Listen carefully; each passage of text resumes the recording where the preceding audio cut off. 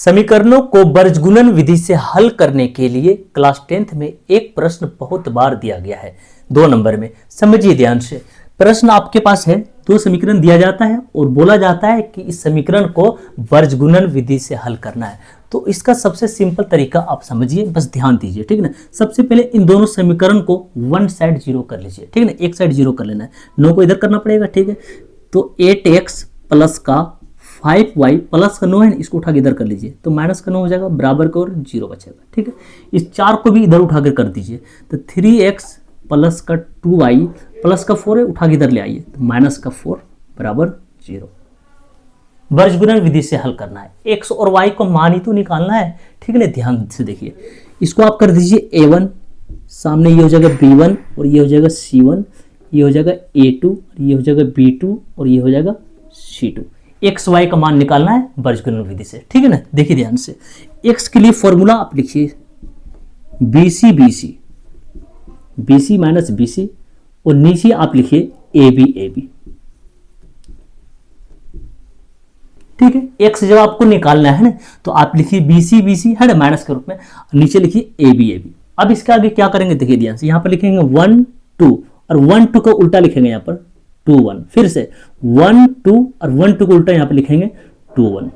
इस स्टेप से लिखेंगे तो बनाने में कोई परेशानी नहीं होगा। अब क्या करना है, इसमें मान रख के सोल्व भी तो करना है, ठीक है ना। ध्यान से देखिए, चलिए b1 का मान बताइए आप, b1 का मान कितना देख लीजिए, सामने 5 है, चलिए 5 लिख दीजिए, इंटू c2 का मान बताइए। आप बोलेंगे c2 का मान कितना, माइनस का 4 है, चलिए यहाँ पर लिख दीजिए माइनस का 4, आगे ये माइनस लगा हुआ है, इसको लगाइए यहाँ पर, ठीक है। b2 का मान बताइए, b2 का मान कितना है, सामने देखिए 2 लिखा हुआ है, चलिए 2 दे दिए, इंटू c1 का मान बताइए, c1 का मान कितना दिया हुआ है यहाँ पर, माइनस का 9, लिखिए यहाँ पर माइनस का 9, नीचे आ जाता है, ठीक है।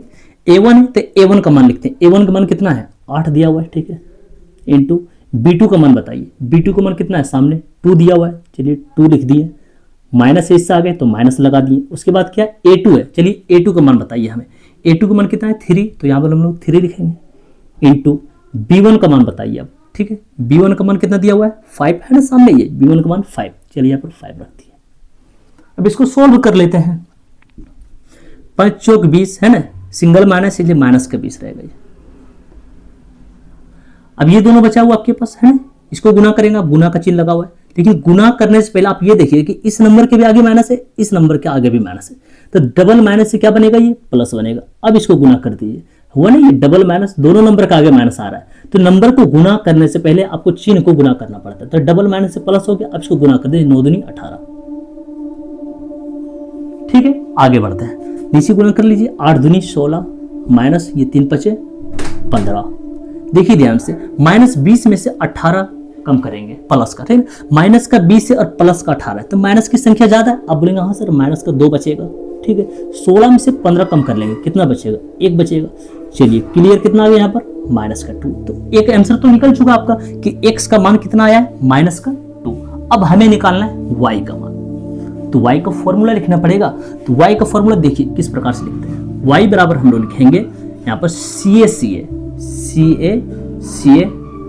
और नीचे जो हम यहाँ पर लिखे हैं ना, सेम यही बातें यहाँ पर भी लिखते हैं, AB माइनस AB, ठीक है। अब इसी तरह यहाँ पर कर लेंगे हम लोग, जो लिखे थे यहाँ पर 1 2 2 1 उल्टा है ना, उसी प्रकार से यहाँ भी सजावट करेंगे।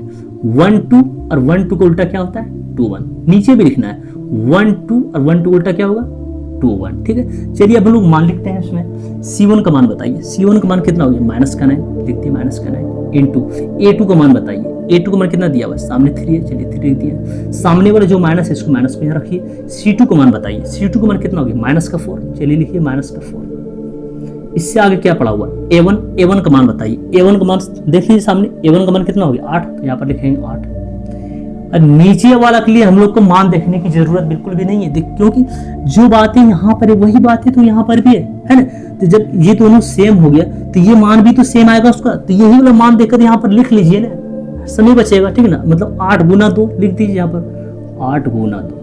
उसके बाद माइनस में है 3 गुना 5, लिखिए यहाँ पर माइनस में 3 गुना 5। अब इसको सोल्व कर दीजिए, गुना करते इसको 9 या 27, सिंगल माइनस है ना, इसलिए माइनस का ये 27 है। देखिए जब इसको आप गुना करेंगे 4 8 32, यहाँ सामने से डबल माइनस आ रहा है, तो डबल माइनस ये प्लस हो जाएगा, अब वो गुना कर लीजिए इसको, 4 8 32, नीचे हो जाएगा 8 3 16 माइनस ये 3 5 15। देखिए ध्यान से, माइनस का 27 है और प्लस का 32 है, प्लस की संख्या ज्यादा है, मतलब बस 32 में से 27 कम करेंगे तो कितना बचेगा, 5 बचेगा। 27 और 5 32 होता है, तो 32 में से जब 27 कम करेंगे तो कितना बचेगा, 5। और 16 में से 15 बचेंगे, तो 16 में से 15 माइनस कर देंगे कितना होगा, 1 होगा। ठीक है, यहाँ पर भाग लगा देंगे तो कितना आएगा, ये 5 आएगा। ठीक है ना, देखिए ध्यान से कितना इजीली आ गया है हमारा आंसर। x का मान माइनस का 2 और y का मान प्लस का 5। ठीक है ना, आपका आंसर क्लियर हो चुका है। साइड में लिख सकते हैं, लीजिए सर x बराबर आया है माइनस का 2 और y बराबर आ गया प्लस का 5 और कर दीजिए आंसर बस। ठीक है।